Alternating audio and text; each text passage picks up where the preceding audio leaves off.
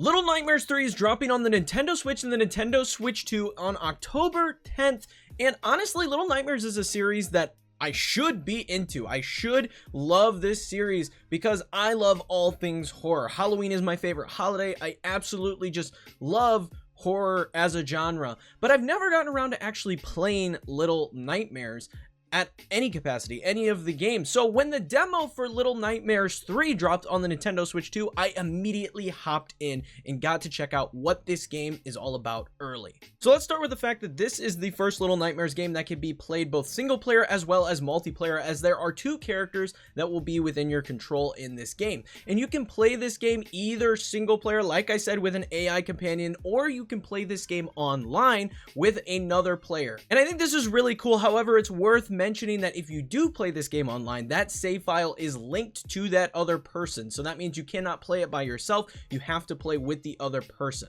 Now, the first thing that I want to mention as we get into this is I did play the Switch 2 version of this demo. I did not play the Switch 1 version. There are two separate entities for this game on the eShop right now. I played the Switch 2 version, and I could say that the game looks pretty good.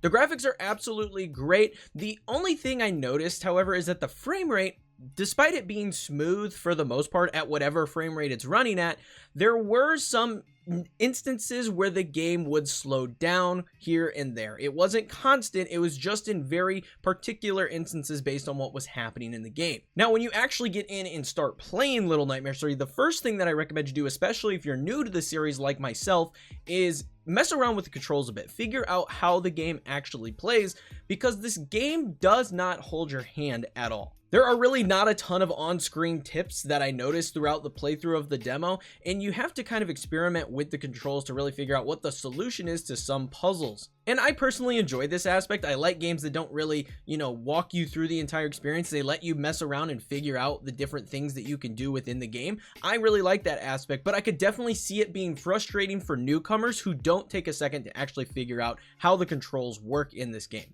And it actually took me a second to get out of the initial area in the demo, because I was like, okay, what do I need to do? How do the controls work? How do I solve this puzzle to get this bridge to pop up? It definitely took me a second to run around, figure out the controls, and figure out exactly what I needed to do, which was fine. It just was something I recommend people do when they hop into this game. And a lot of these puzzles are not always super obvious, making solving each one feel incredibly satisfying. Honestly, I really enjoyed the experience of going through, figuring out the different locations that I found throughout the level, and just kind of experimenting with the controls and experimenting with the different tools I had at my disposal. And the vibes of this game are perfectly spooky. I really like how this game feels. And it's the mix of the environments that you find yourself in, as well as the enemies and the creatures that you encounter, that really nail the setting of this game. But the game also has this kind of like cozy charm to it with its art style, where yes, the overall aesthetic of the game is spooky, but there's something about this art style that I just want to call cute. It almost reminds me of like movies like The Nightmare Before Christmas or The Corpse Bride, things of that nature, where they are inherently spooky, but just the art style of them kind of dumbs down the spookiness of the vibe. Now, one of the nicest things that I noticed is the load time on the Nintendo Switch 2. I died a couple times playing through this demo,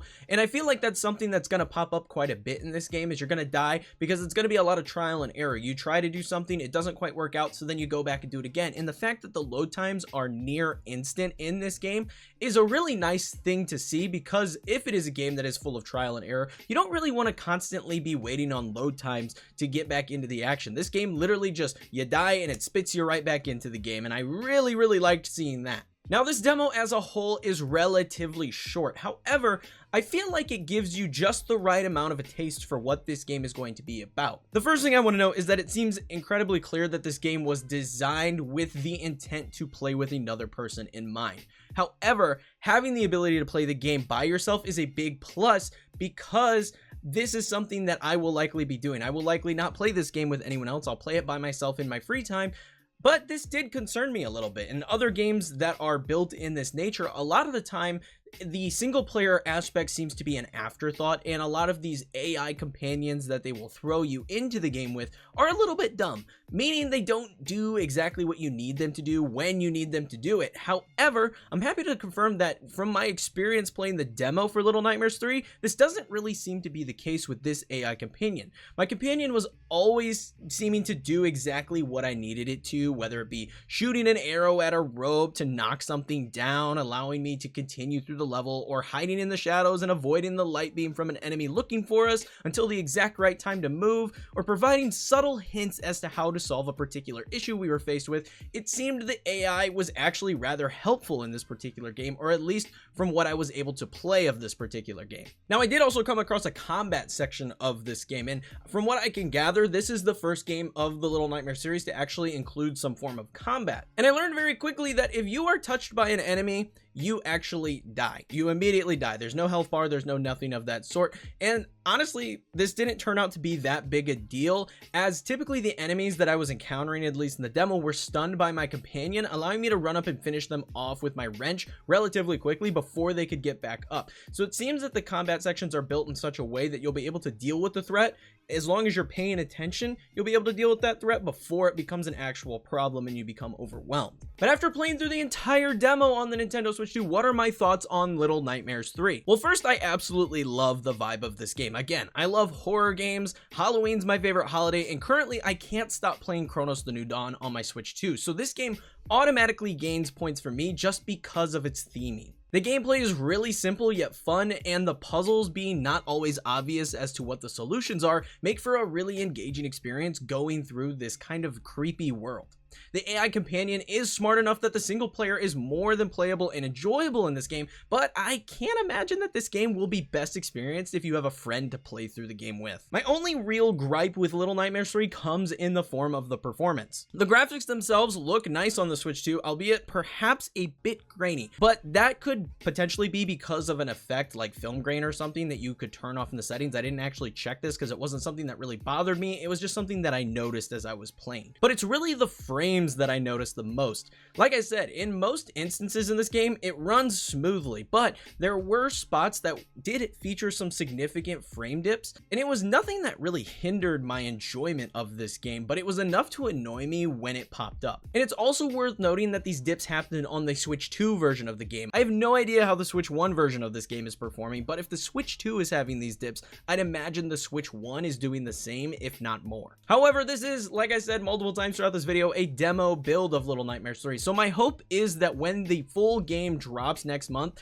these issues will have been resolved, because they were so infrequent that I can see this being a quick patch that they do before the game actually drops that resolves these issues when the full game comes out. All in all though, I really enjoyed my time with this game, and the taste that I got of it from the demo left me wanting more of this experience, and I'm definitely looking forward to checking out the full game when it comes out. And I did just get accepted into the Bandai Namco Creators Program, so thank you to Bandai for that. So hopefully I will have the opportunity, fingers crossed, to check out this game early before it actually launches in October. Regardless, for me, this is definitely a game that I will be playing on my Switch 2, and one that I recommend you guys try, especially because the demo is available right now on the Nintendo eShop. Go check it out if you're interested in Little Nightmares 3. It's available on the Switch 1 as well as the Switch 2. Definitely worth hopping into, giving it a try if it's a game that piques your interest. And it's also worth noting that the enhanced edition of the original Little Nightmares game will also be dropping on the Nintendo Switch 2 the same day as Little Nightmares 3.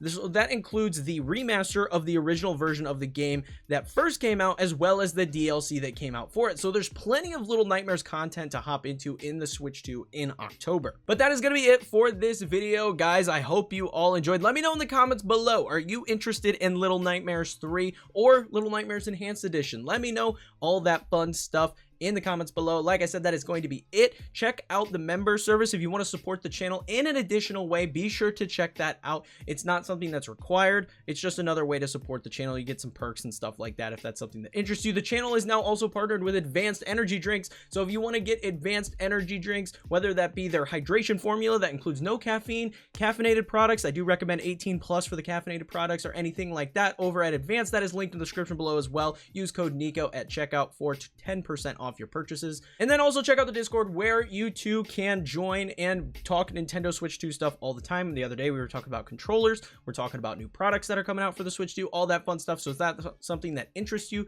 check that out. But like I said, that is it. Leave a like, comment, subscribe. It helps me out, helps the video out, helps the channel out immensely. But until next time, peace.